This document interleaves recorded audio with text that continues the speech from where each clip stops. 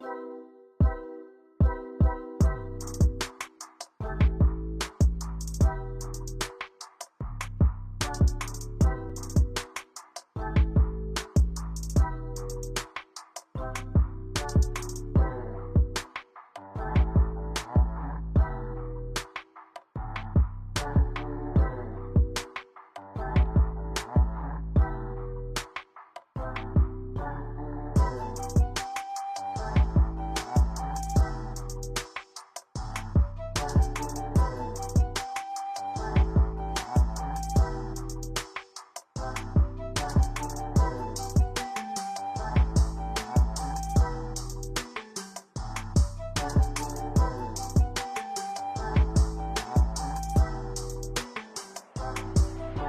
Back to Shabnam's cooking.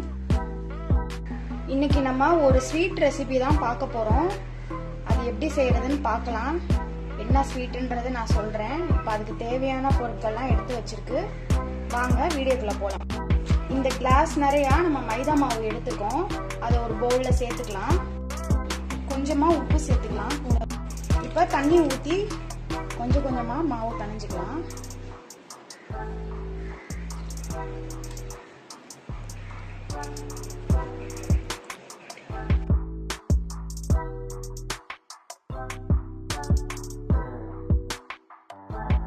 இப்போ இதுலயே நம்ம கொஞ்சமா நெய் சேர்த்துக்கலாம்.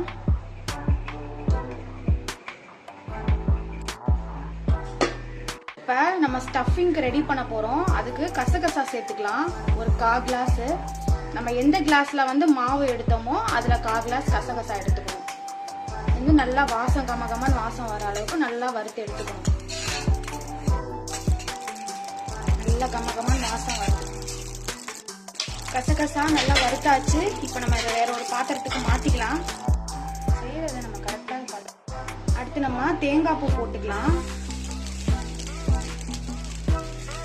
ஒரு தேங்காய் நம்ம நல்லா துருவி வச்சிருக்கோம். அதை நல்லா வறுத்து எடுத்துக்கலாம்.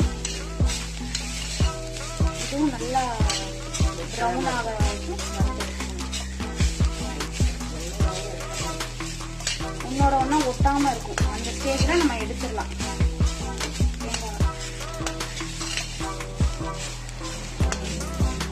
இது ஒரு சில இடத்துல பூரன்னு சொல்லுவாங்க, ஒரு சில இடத்துல சோமாசுன்னு சொல்லுவாங்க. இது ஒரு ஸ்வீட் ரெசிபி. நம்ம எல்லா ஃபெஸ்டிவலுக்கும் இதை நம்ம செய்யலாம். அவ்வளவுதான். இதை நம்ம எடுத்துக்கலாம்.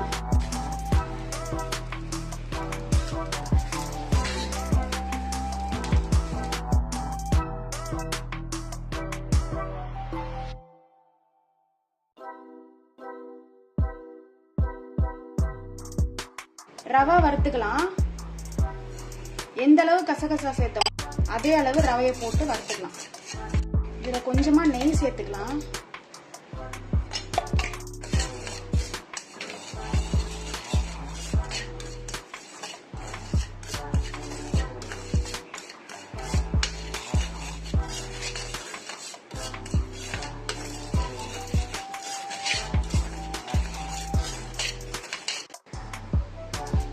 கொஞ்சமா நெய் சேர்த்துக்கலாம். முந்திரி திராட்சை வறுத்து எடுக்கிறது.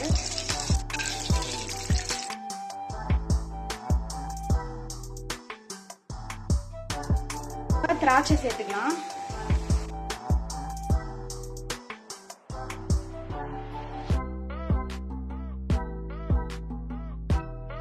இப்ப நம்ம வறுத்து வச்ச தேங்காவை சேர்த்துக்கலாம்.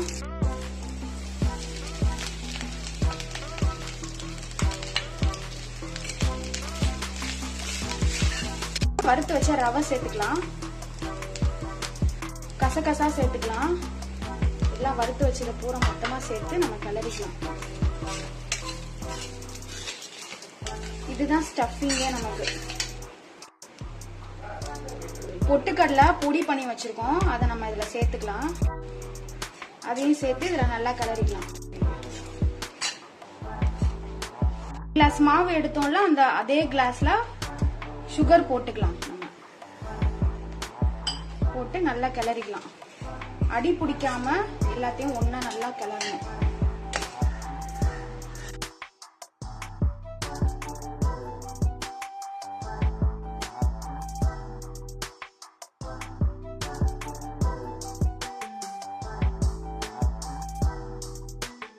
4-5 ஏலக்காய் நம்ம தட்டி வச்சிருக்கோம், அதையும் இதுல சேர்த்துக்கலாம். சேர்த்து நல்லா கிளறி விட்டுறலாம். ஸ்டஃபிங் ரெடி ஆயிருச்சு. இது ஆறட்டும். 1 நிமிஷம் ஆயிருச்சு. இப்போ நம்ம மாவு எப்படி இருக்குன்னு பார்க்கலாம். இப்போ நமக்கு மாவு ஸ்டஃபிங் எல்லாமே ரெடியா இருக்கு. இப்போ நம்ம ஸ்வீட் செய்ய ஆரம்பிக்கலாம்.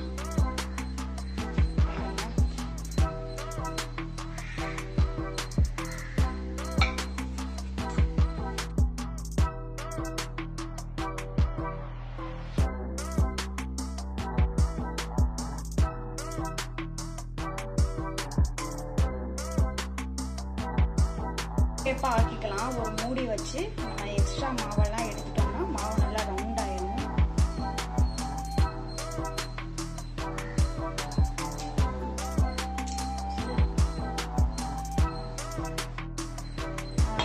மாவு பாருங்க நல்லா ரவுண்டா வந்திருக்கு.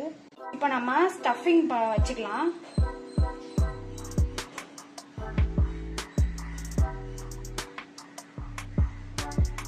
நம்ம தண்ணி வச்சுக்கலாம், அப்பதான் அது ஒட்டும்.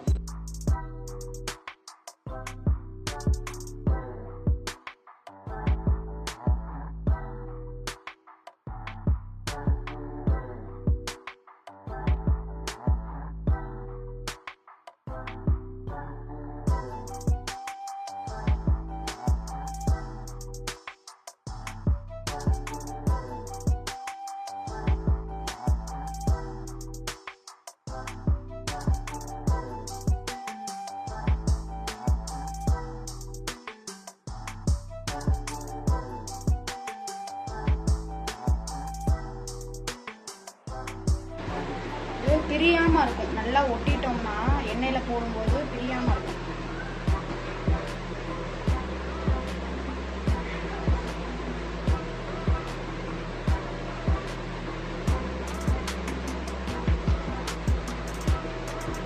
பேன் வச்சிருக்கோம், சூடாகட்டும்.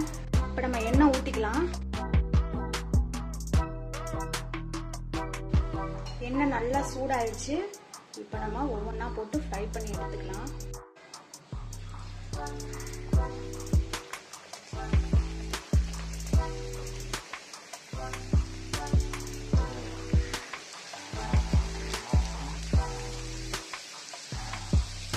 அதுவா நல்லா புஷ்ஷுன்னு திரும்பிச்சு பாருங்க.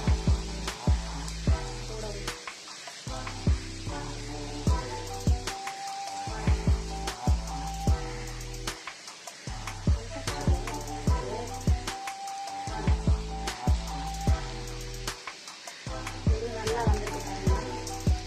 எண்ணெய் நல்லா சூடாக இருந்தால் போட்டோம்னா இந்த மாதிரி ஆயிடும்.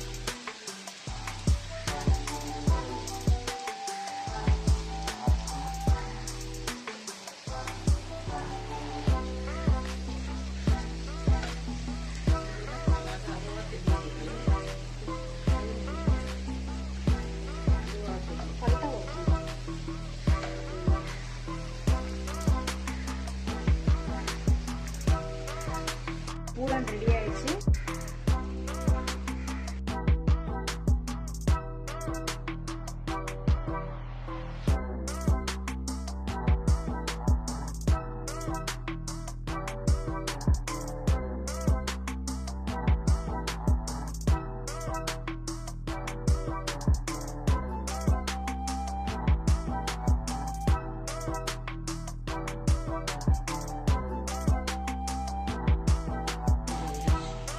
நல்லா சூப்பரா ஃப்ரை ஆயிடுச்சு பாருங்க. ஒரு முறு